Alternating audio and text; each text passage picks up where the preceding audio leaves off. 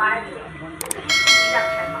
मात्र 30 বছর বয়সে চলে গেলেন অমূল্যের প্রাণ। मात्र 30 साल की उम्र में अभिनेत्री नीलम शर्मा ने कैंसर से जूझते हुए अपनी अंतिम सांसें। मॉडल अभिनेत्रीর মৃত্যুতে শোকের ছায়া তার শহরে। তার দেহটি প্রকাশ্যে আনতে চাইছেন না অভিনেত্রীর পরিবার। তারা জানিয়েছেন অভিনেত্রীর শেষ ইচ্ছেতে সবার আলোচনা হবে তার শেষ দিনে। আজকে প্রিমিয়ার কি বলবেন? তো ফাইনালি আমাদের প্রিমিয়ার আজকে ফলোয়ার্স ক্লিকে, আর আজকে থেকে স্ট্রিম হচ্ছে। আজকে থেকে আপনারা সবাই দেখতে পারবেন। তো এতদিন ধরে আমরা অপেক্ষা করছিলাম আজকের দিনটার জন্য। আমাদের এত হার্ডওয়ার্ক, এত দিনের আমরা বাইরেও শুটিং করেছি, কলকাতাতেও করেছি।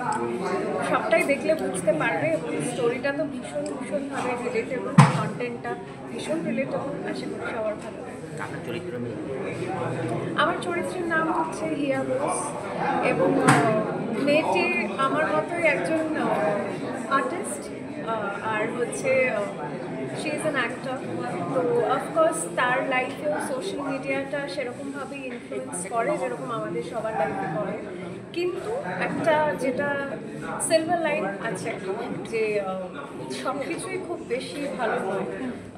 তো সেই ফলোয়ার্স নিয়ে তার জীবনে কী হয়, এবং সেটা যখন প্রচণ্ডভাবে ইচ্ছে হয় যে ফলোয়ার্স আমার ভীষণ বাড়লে ভালো হয়, তো সেটার জন্য অনেক কিছু সে করে, এবং তার ফল কি হয় সেটা আমাদের সবার জীবনে সেটাও ভীষণভাবে রেলেভেন্ট। তো আশা করছি এই মেসেজটা আমাদের দ্বারা তোমাদের কাছে খুব ভালোভাবে পৌঁছে যাবে, আর সেটাই আমরা চাই।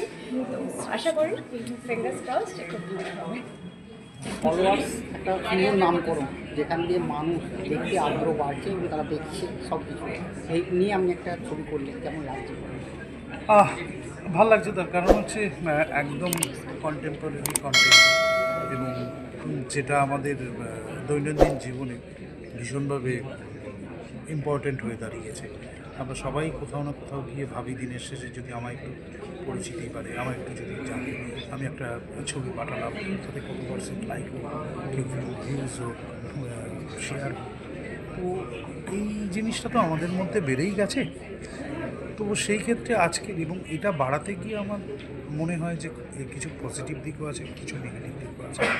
তো সব কিছুই ব্যালেন্স করা উচিত লাইফে।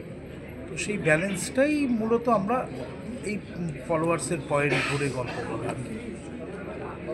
কেমন লাগলো ক্লিকের হাত ধরে এই কাজটা?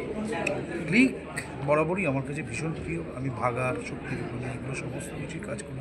ক্লিক ফ্যামিলির সাথে আমি অনেক দিন ধরেই যুক্ত, এবং তার মানে বুঝতেই পারছেন যে এই ফ্যামিলি আমার কাছে কতটা ইম্পর্টেন্ট। ক্লিকের সাথে কাজ করে ভীষণ আনন্দ মজা পাই, এবং সবচেয়ে বড় ব্যাপার এখানে অভয়জি, নীরাজজি, শান্তনুদা আমাদের না মানে একদমই ওই স্বাধীনতাটা দেয়। আর সবচেয়ে বড় ব্যাপার যে কোনো সাবজেক্টই আমরা আলোচনা করি এখানে করার স্বাধীনতাটা পাই, যার জন্য আজকে ফলোয়ার্সের মতন একটা সাবজেক্ট করতে পেরেছি, এবং আগামী দিনেও আমরা অন্যরকম সাবজেক্ট করার এই স্বাধীনতা অভয়জির কাছ থেকে আমরা পাই, এবং উনি ভীষণভাবে ভালোভাবে গাইডটা করেন।